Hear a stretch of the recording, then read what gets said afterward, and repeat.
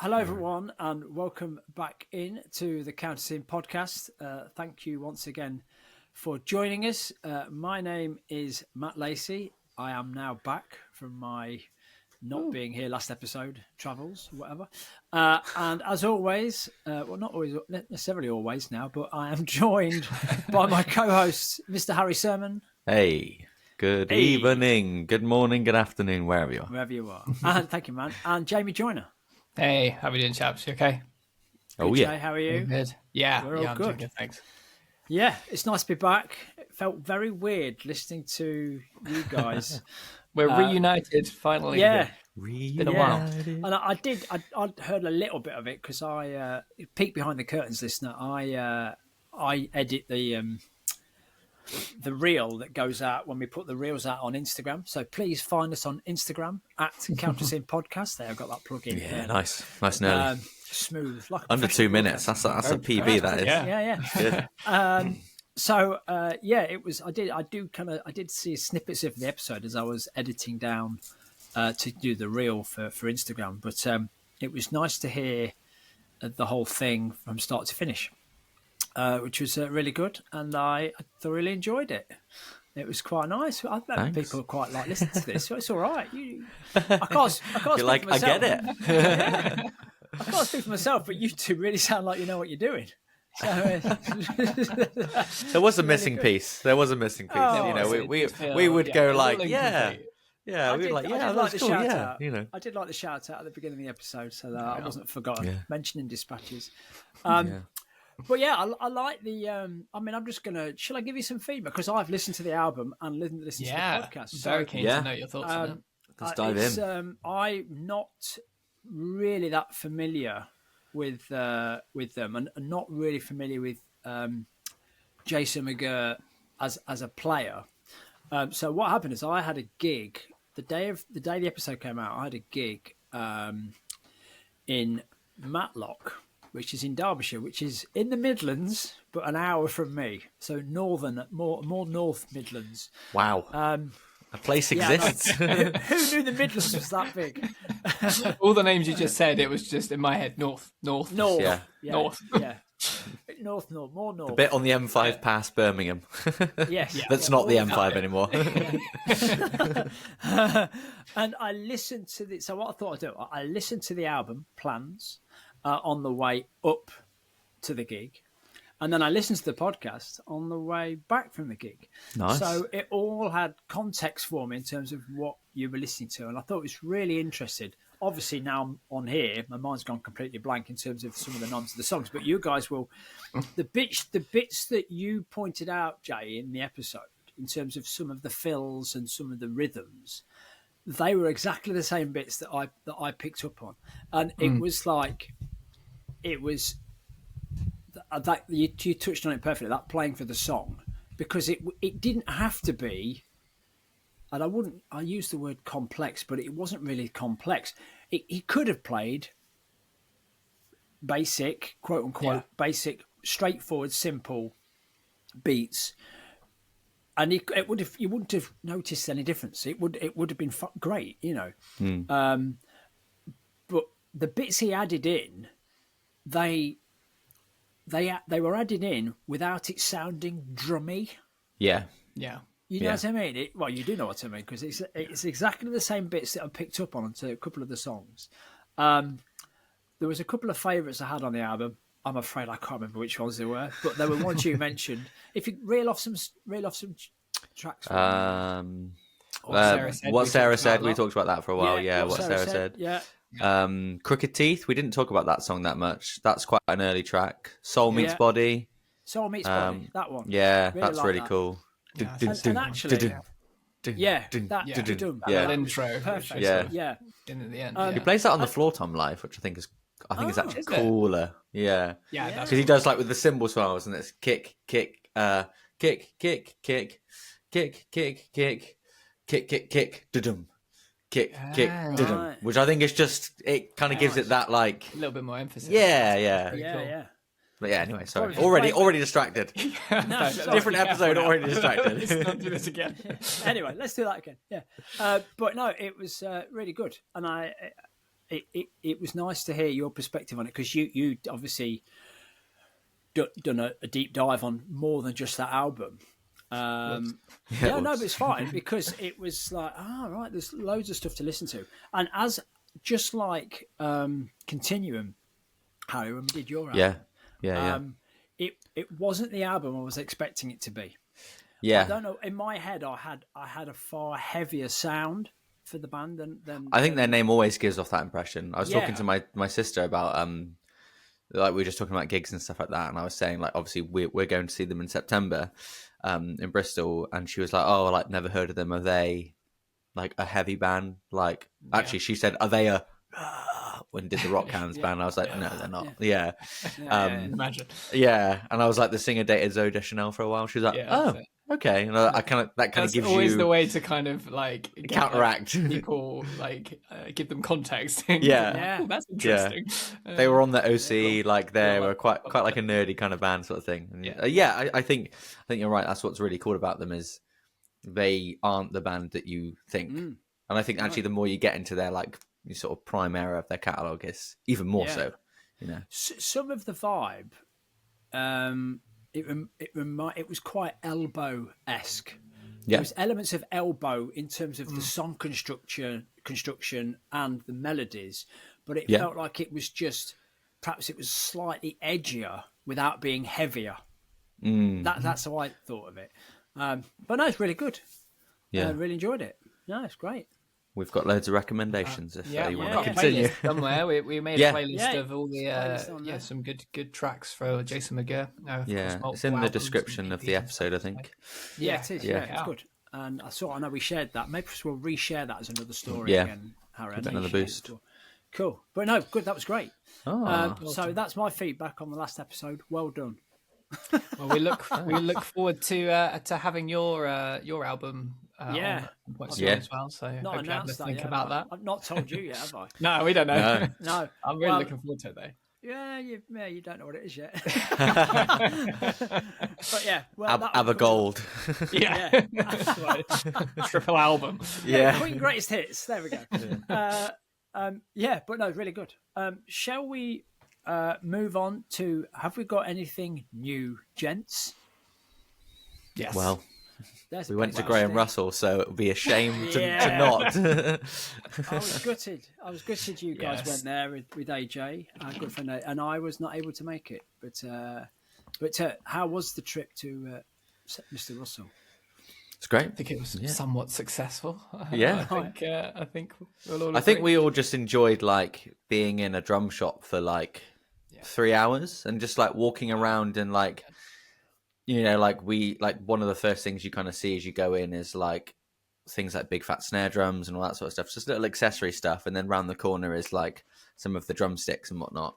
And like straight away, desk and like, the desk is like a drum rim. I don't know, like it's got like lugs on the desk. It's like half of a drum. Very cool. Yeah, right. It's like like the side of a snare drum. If you know but we were just like in the stick bit for ages, like picking up different sticks, being like, "Oh, I really like this," and just chatting. And there was obviously like practice pads and like, you know, just pulling stuff out and going, "Yeah, I really like this," or like, "Oh, I used to play this, but I don't anymore," and all that sort of stuff. And like that was like 40 minutes already, and then the staff there are great, and like, "Oh, do you guys want a cup of tea?" or like, "Where you been?" or like, obviously you're all drummers, all that sort of stuff. So like it was a long time to be in a shop. I think any kind of shop really. Well, we really took our time, didn't we? In this, like section, we kind of knew like we were there for a while. There was no pressure. We didn't have too much of an agenda, and it was sort of like, let's just look at the sticks for a bit, like try some out. Then when we're ready, like move on, and like, oh, it's the Tama bit, and like we just like go like start chatting about Tama for ages and trying out the drums, and then you move around. And it's like, oh, here's the Ludwig bit, and all that sort of stuff. So super, like you can just take your time and work your way around, and it's always good fun when there's three of you. I mean, it's great for you guys to peruse, but in terms of the shop. Basically, you just played everything for 3 hours. Did you make it worth their while? That was like a snare, wasn't it? That AJ was like really wanted to get, but didn't. But definitely played it like 2 or 3 times or whatever, and was giving it the beans. So that is probably edging on the degree of a used item now. But, But yeah, I took a few like old bits down. Took some of the Zildjian collection that I've been sort of thinning out, that's been sat on my little rack next to my electric kit that hasn't been used since, sort of getting the Paiste set up, and hasn't been used for a handful of years before that, really, on a rare odd occasion. So I was just like, I think it's just time to sell up. And I was kind of looking at a 22-inch version of the Masters ride that I have. Right. Because I thought that would be a cool 22-inch ride to have, but B, like a big crash. So for Ali Rice, who I play with, it's very much that sort of big sound.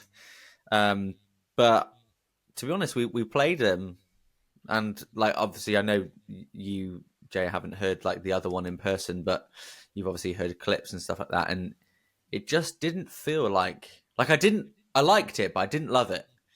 I hit it, I was like, oh, it's really nice, it's really good. And I was there for a while, wasn't I? Like we were like gonna go and get dinner, and then I kind of started doing that, and we stayed there for probably another hour. And I just didn't feel like it was a big enough difference, apart from the fact it is probably slightly smaller. If anything, it actually sounded lower pitched than my 24-inch version, and was a bit more gongier. And I was just kind of like, I don't know if I actually really kind of need it. I'd like it, but I don't actually really feel like it's going to benefit me that much. I know, Well, hell has frozen over. Yeah, Harry Sermon says he don't feel like he actually needed a cymbal. I know. It was like, I just didn't know. Yeah. But I kind of went down there with a couple of ideas. Also the idea that, if it's not in stock, what am I going to do? And there was a couple of snares that I also looked at online, but they also weren't available in store.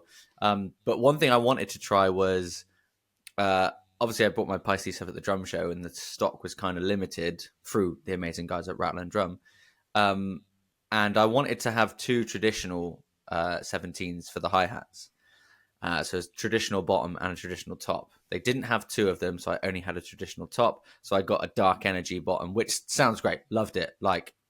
We tried a couple of different ones with the guys there, and it was definitely the best option. Love it.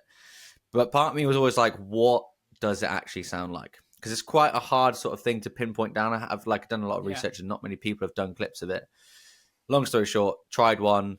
Was really surprised at actually how different it was. You guys played it as well. AJ played it, and you kind of listened. I took my current pair down there.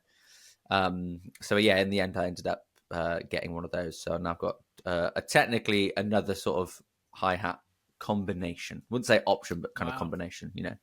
Cool, so yeah, kind of didn't really have to put much towards that, which was quite nice. Oh, and a snare weight as well. Can't forget snare weight. Oh, bro. Yeah, great white one as well this time. So yeah, that was fun. That was a nice sort of coming down with an agenda, but actually walking away with something I didn't expect, but actually feeling better off because of it. And that's the beauty of the drum shops. You can try it, you can get a feel for it. I'm sure if I would have ordered it online, I would have liked maybe that symbol, but I think it was still the right thing to do. So but yeah, so that was me. And it was very kind of them as well to let us play some stuff and to just sort of get things off the shelf, have a little, set them up on the kits and just experiment, A/B some bits. And I think that made a big difference. There was a point where you'd been playing them and you were like, these hi-hats, and you were like, oh, I think there's a difference, but is it just me? And then AJ was like, well, why don't we play them and you stand up and go stand over there, and then you can hear them from there. And it just means that you can, because it does sound different to when you're next to them, when you're behind them. And then I felt the difference when I was playing them, and then when I was standing next to them, and then when we were comparing them to your previous set, I was like, definitely. Yeah, it was cool to even when I was playing them first time, I was like, I don't really think I hear anything. And then I looked up and you guys are like, oh yeah, straight away there's a difference. And I was like, okay, cool, and then AJ was, I think it was either you or AJ was like, oh, play something like this to kind of, feel it out a little bit, which was quite cool to kind of, kind of go through the ringer. But yeah, man, it was great. Support your drum shops if that's not the message. Yeah, quite Go to your drum shops. As always, yes. Yeah. 100%. What about you, Jane? What did you pick up? Well, I didn't come away with a cymbal. There were many things in there I would have loved to have walked away with, but no, I just picked up a couple of little goodies. Just snare weight as well, another M80. could do with one of those. I wanted something that's a little bit heavier than the M1, and just flexible. I was toying with the idea of getting a big fat snare drum, not like the regular donut one, but one that's a little bit more like an O-ring, so like a thinner sort of ring. Because actually the guy in the shop, I was talking to him about my Tama kit, and I've got like the 14-inch Snom snare tom combo, and I could never really get a really nice sound out of for a snare and a tom at the same time. And he recommended this big fat snare drum, but like with the slightly thinner rim. And I was thinking, oh yeah, that could be cool. So I was looking at it, and then I thought I'm going to start with the M80 because I feel like I can use that for multiple different drums and sizes, and it's a little bit more sort of flexible. I'll try it on that Snom, and then see where I'm at. Plus, like, just price wise, it just seemed a little bit crazy. It seemed more like a risk for me to get the fat snare drum. I was like, I don't know if I'll love it, and it's fixed at 14 inches sort of thing. And so So I went for the M80, and I also got a stick holder, a Beta, they do two types. They do like the single stick holders, and then they do like a little like a larger one that you can kind of put a few pairs in. So I got that one. Which is that for when you're gigging specifically? Yeah, I mean, at the moment I've got it on the electric kit, just was testing it, and I was now gigging, so I was like, I'm just gonna leave it on that, and that's great, just to grab some sticks.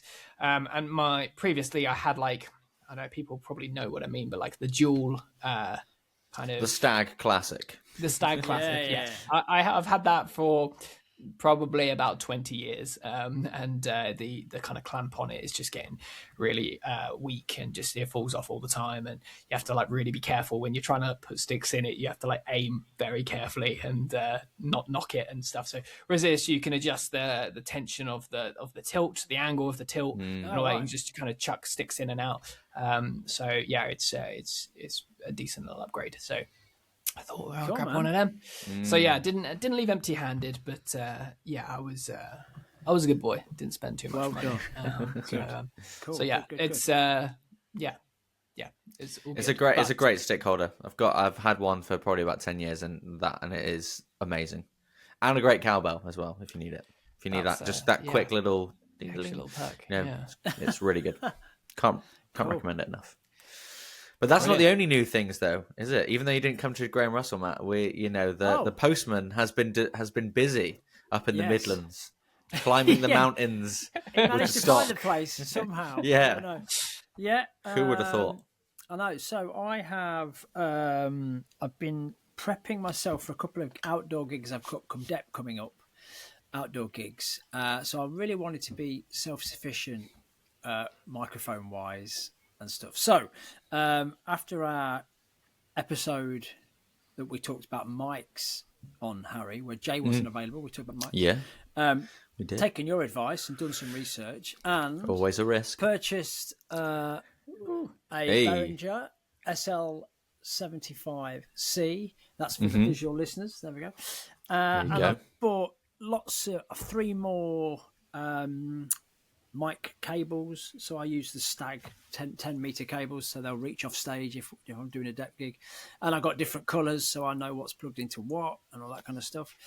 Couple of small boom arm mic stands for kick drum. I got those from, dare I say it, Good for Music, because they're the only people that had. I know, I feel bad, but they're the only people that had stock, and they're quite good because they go up to 90 centimeters. So it's not. Yeah, they are actually really good with their hardware stuff. It's generally really good stuff. Yeah. So rather than just being a stubby one for a kick, I've actually got another one for a snare now as well to go with that SL75. So and I've got some more things microphone-wise to turn up, which apparently, according to my email, will be posted landing tomorrow. So I shall update people on that in the next episode. So I've bought some mics and a mic and some leads and some stands. But also, I did kind of allude to this on my stories in the week. I have had some new sticks, and I now play these. Oh yeah.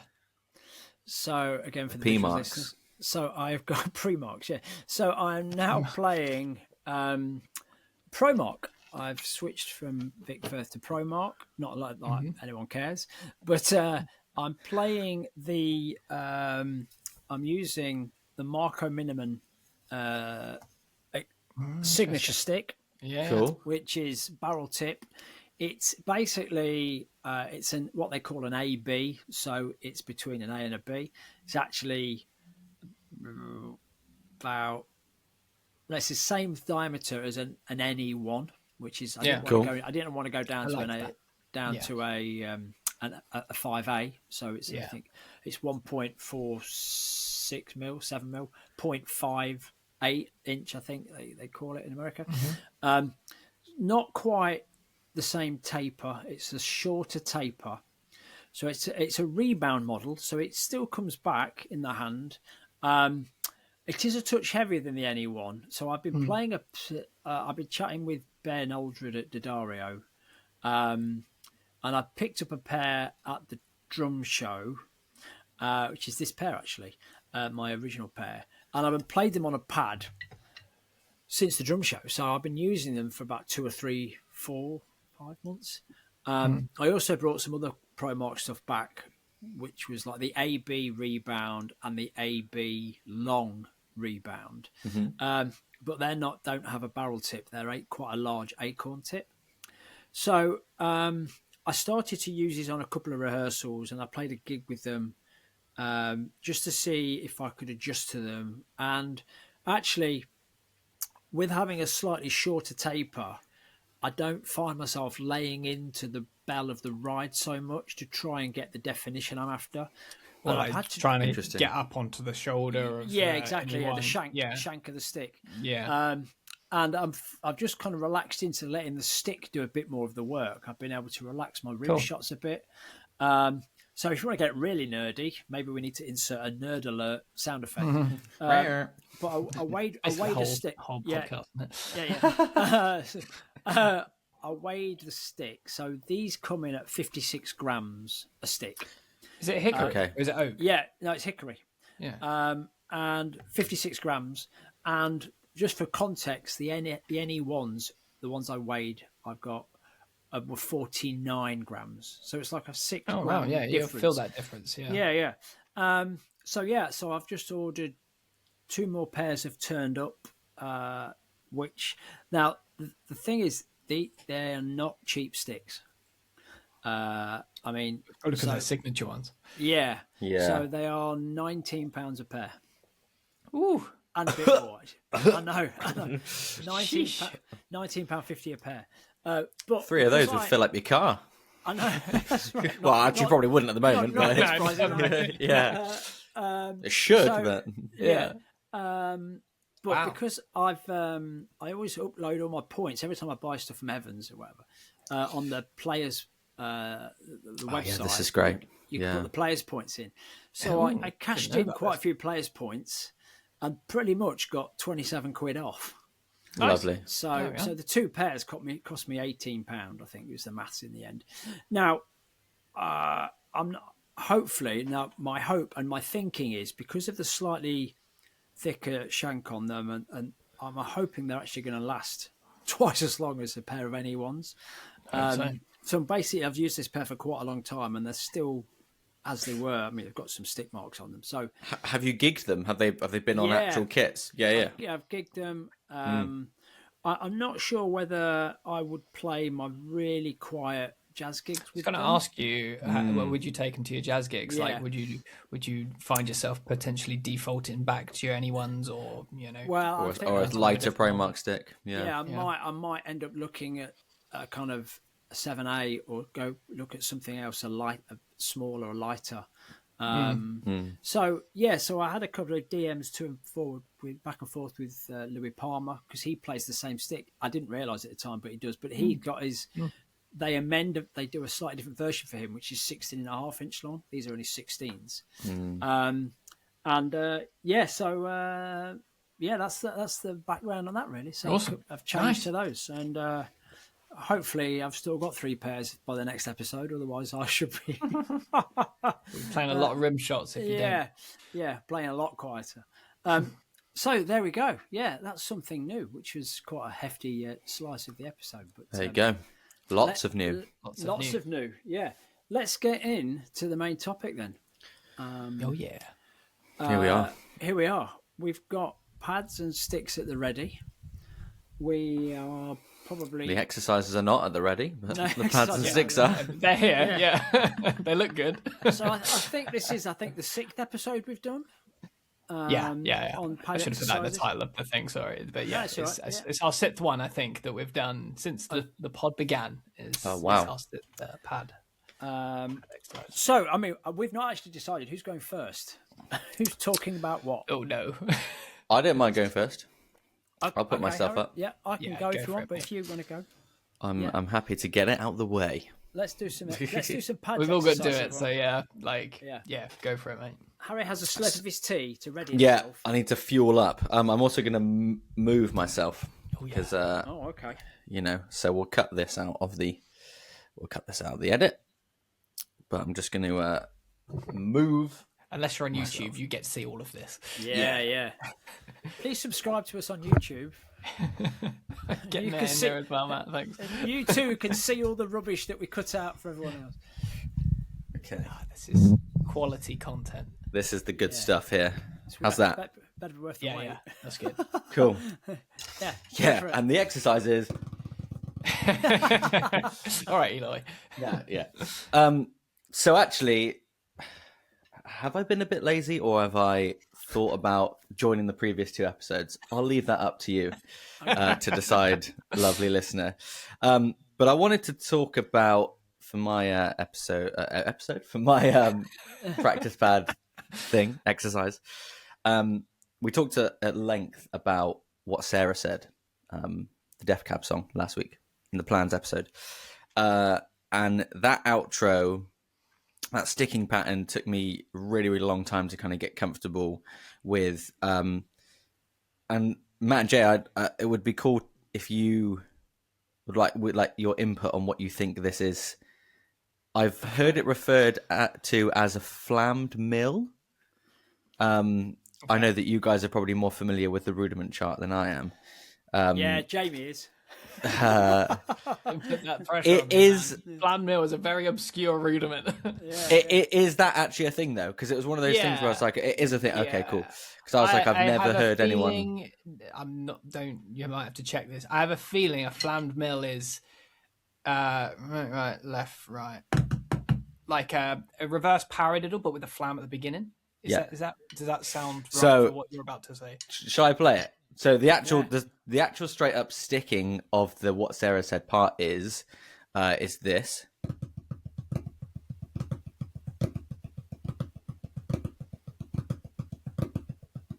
Like that. Start with your right hand. That's the thing. Slower maybe.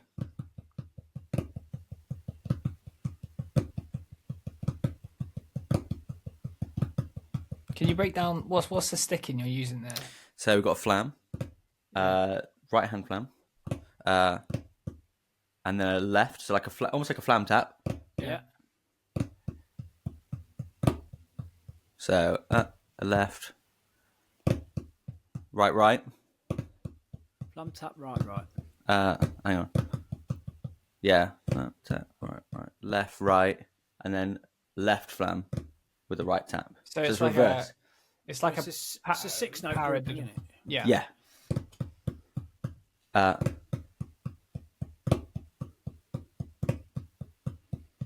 Flam tap, right. Okay. Easier to play. Easier to play than count out loud. Yeah. And say it.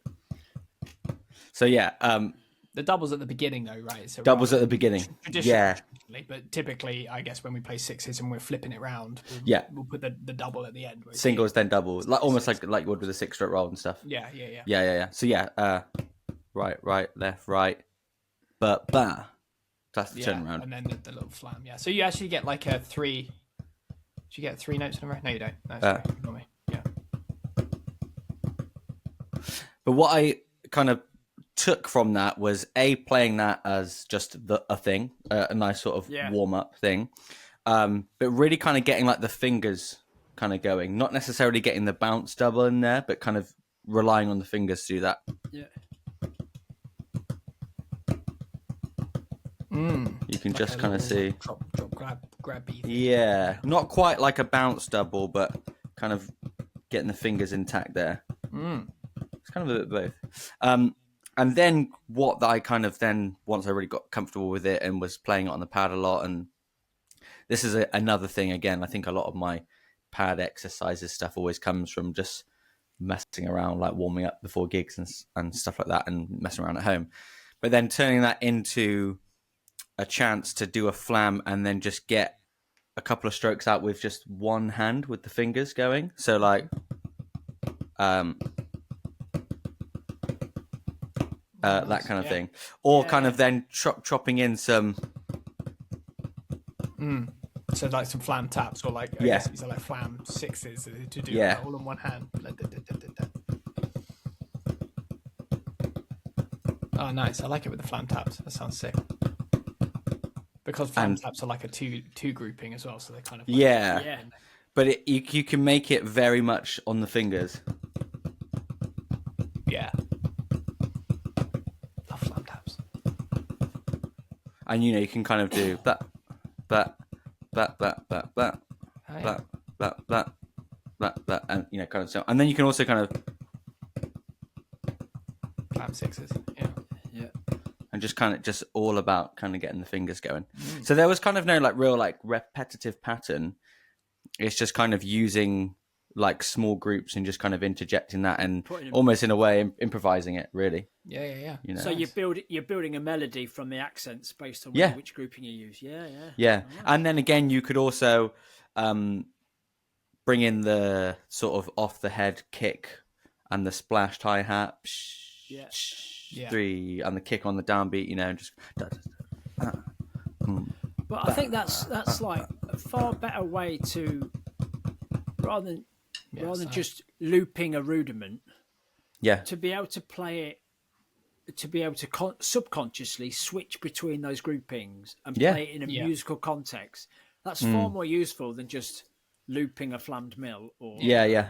It's kind of the beginnings of an application, isn't it? Like you were playing this, well, kind of Jason does this almost, doesn't he, with his snare thing. It is technically just a looped rudiment, but it's musical. And because he's voicing it like between the snare and the ride, and then he's got that off the head bass drum and those splashed hi-hats, like it's musical, even though it is just a repetitive pattern. And this is another way to kind of like experiment with those little accents and things that you could put into a musical context. If you're playing it between the snare and the ride, and then you go, oh, I want to go flam tap or whatever. Well, exactly, cool, you put that across the, like you said, the snare and the ride, and all that sounds, like you said, that's great. You could even put it between the floor and the rack. Or like the possibilities are endless. But like I like as well, kind of, especially when I'm kind of like finishing up, just getting some doubles in there. So like. Sorry. Nice.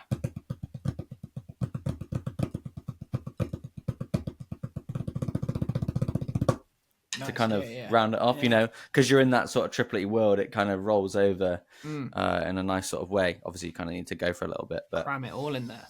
Yeah, it's just a nice thing to, you're not bound by, one bar of this, that, then this, and it's not. It can be as formulaic or as improvised as you like, really. And I'm sure there's probably a way to put in like a paradiddle in there and that sort of stuff, and get some doubles in there maybe. I think it's just the thing about like pad exercises, which I think I've started to enjoy more recently, is starting with something and then just kind of like experimenting, tweaking it, and just what if I added a little flam here or a paradiddle there or a little double here.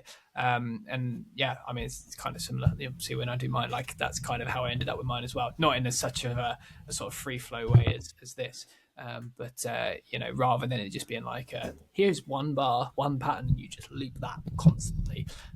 It's actually kind of got a bit of flow or melody or something to it.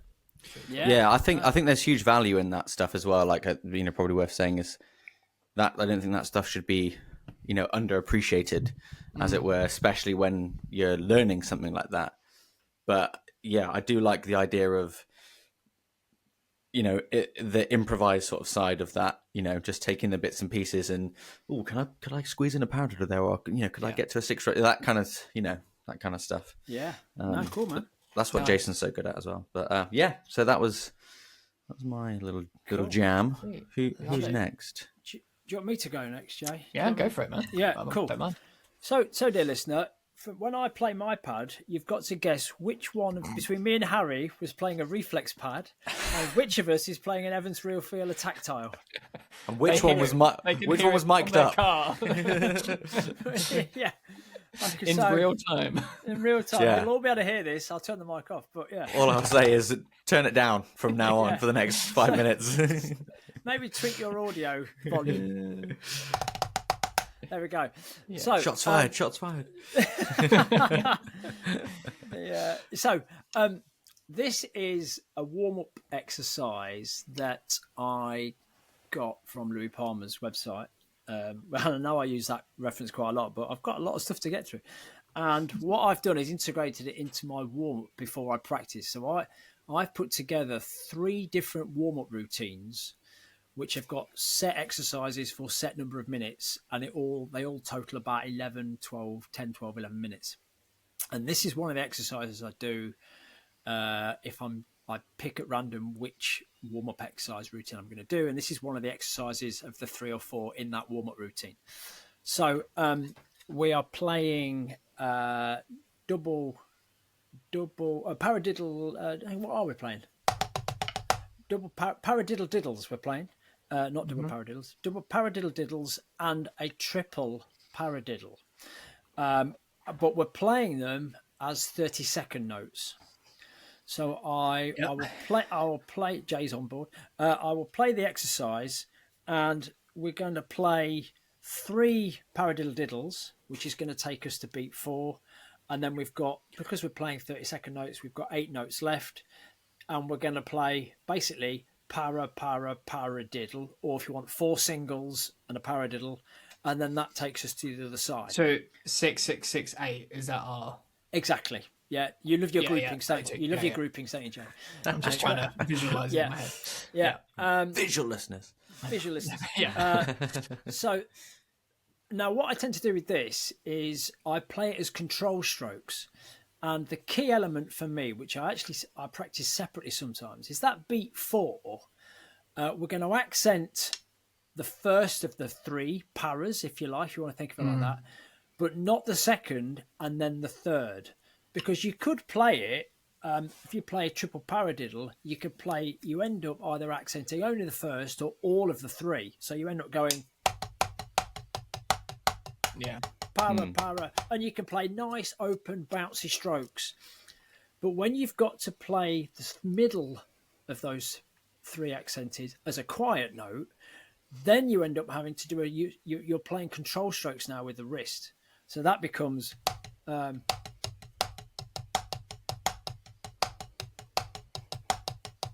same sticking, but I'm not accenting the middle pa, if you know. Yeah. So that gives you that kind of the melody of the accents. So if I played it, it would be.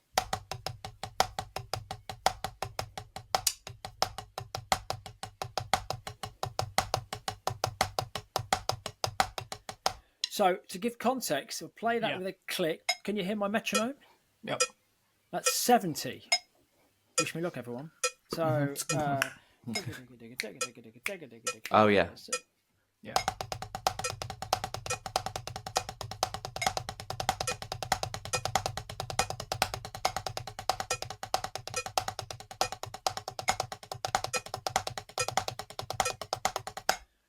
So yeah, I would normally do that at 70 or 75-ish. Yeah. And the key thing is now you've kind of worked that wrist, especially on your non-dominant, turn that off, your non-dominant hand, to get that whip from the paradiddle. It's a bit of a... And you can, if you want, just take that as a 30-second note exercise and loop that beat forward. Yeah. And it means that you've got to get that left wrist up to standard with the right-hand side, if that makes sense. 100%. what you can after that, once you're happy with that, then try counting the quarter note while you play it. Which I won't do now, but I'll probably do. I'll probably do on the video. Well, because we're going to put videos together for these three and send them out on the room. But that's the whole thing now, because you're counting the quarter note, but only the accent on the 1 and the 4 are line up with the downbeat, if that makes sense. So that is it in a nutshell. If you play that for 3 minutes, your non-dominant hand really gets to know about it. So I'll do it one more time. 2, 3, 4.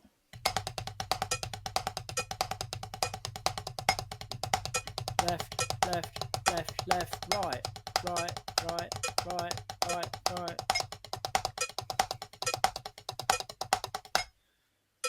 There we go. Warm-up routine. Think about the note clarity. Think about again. You're playing 30-second notes, but we're in groups of 6.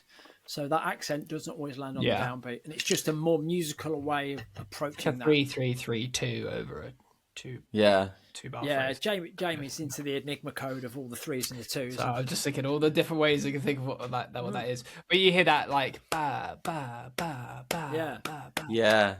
That you in my head that's 3-3-3-3-2, like as a resolved sort of thing. Yeah. When you're thinking about melody, that's what I said. No, cool. What came to my head was if you didn't accent the first 2, but only accented beat 3, and then put it between the snare and a hi-hat. Yeah, it lends itself to that would be sweet. That'd be really cool. Like you can play it. Yeah. A little variation of it, if you want to just work one side, is just play singles for beat 4, and actually switching from the paradiddle diddle to singles for the 30-second notes, and then to back on a left-hand lead paradiddle diddle. That in itself was the bit when I did that exercise. It was the singles that caught me out, because you're going from and then right, left, right, left, right, left, right, left, right, left, all the way to 4-hander. So try that as well. But there we go. That's my little. I love that. You can now turn your listening device back up. You might have to go the other way for mine. The reflex. I'm also like awkwardly doing this at my desk, and so I'm gonna be playing in trad, so please be forgiving. No, you're okay. Mine is not as exciting, but it started off as just me playing paradiddles and then wanting one way to kind of flip from like a right hand lead version to say a left hand lead or a non-dominant hand lead, and I just added some 30-second notes to it in either doubles or in singles. So that's where I started. So say doubles, we play paradiddles, but we're going to subdivide the last note of a paradiddle into a double stroke roll. So if you got right, left, right, right, instead of right, right, you're going to go right, right, left, left. So right,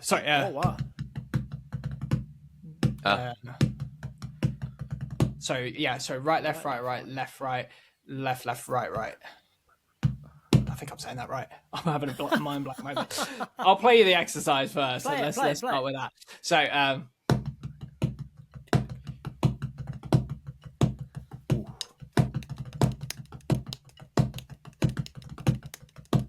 straight paradiddles, and then I'm doing like a 5-stroke roll, right, left, right. Or after the roll, do you end up on the same accent? So if you start your roll on your left, you end up on the left. And then you'll flip over the second time. It flips to the other way. So you start on the right, left, and then right again. Left. But then you do to the left, so it starts on the left then. So cool. Your first 5-stroke will be right, left. To the left. Right. So just on loop. And what I was doing, it works out the same, but you can do the doubles as doubles or singles. So you could do right, left, right instead of right, left, right. You end up on the same stick, but it's just a different technique that you're working. Obviously, you can work on doing a like right, left, Yeah. right, or left, right, left, which I hate, especially in trad. So so that was where I started, and then I was like, okay, I want to kind of make the pattern longer and add a little bit more of a something else in there. So I kind of decided that we were going to do like 3 bars of that, 3 turnarounds of that rather, 3 bars, and in the 4th bar, instead of doing what would be left, right, left, left, right, left, right, right, left, right, left, left, right, left, right, left, left, and back to the beginning, instead of that, playing in 16th notes, doing 2 paradiddle diddles, and then the final paradiddle on the end. So you'd have nice. So nice. Again, will sound better with context with the click, but that then flips it all so that the entire pattern starts on the left, and so you have to do it all again before you get back to the right. Wow, okay. So I'll try it. I don't know if you can hear my click. I'll just turn it right up. Can you hear that? Yeah, nice. Yeah. So the whole thing. Hang on. Let me do that again. 3, 4. Don't count. You put me off because we're at 11. I can't help myself, sorry. It's got to get over the C, remember? Right, hang on. So.